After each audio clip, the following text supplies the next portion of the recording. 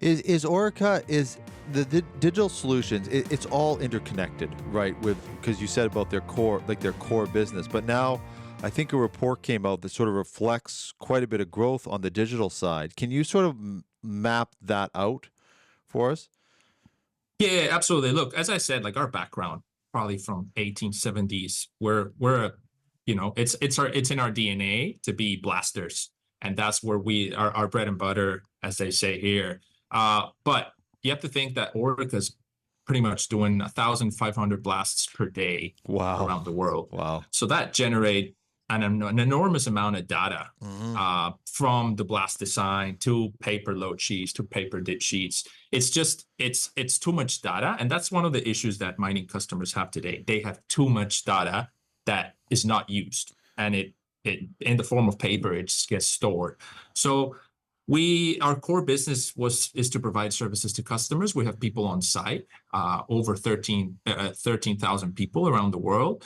And this is how we started looking at Orica Digital Solutions. So initially, it was an internal strategy to help our crews perform a better service. So we had some tools, we had our blast design software and others. But then as we started seeing the increase in the need for it, and actually saw some additional value that our operations could provide to services that we were already giving customers, then that's when it clicked that Orica Digital Solutions that moves at a faster rate, that's highly innovative, that partners with customers for different reasons. And it also gives us a new identity in the market. So Orica Digital Solutions is absolutely agnostic. We don't have to provide services on the ground.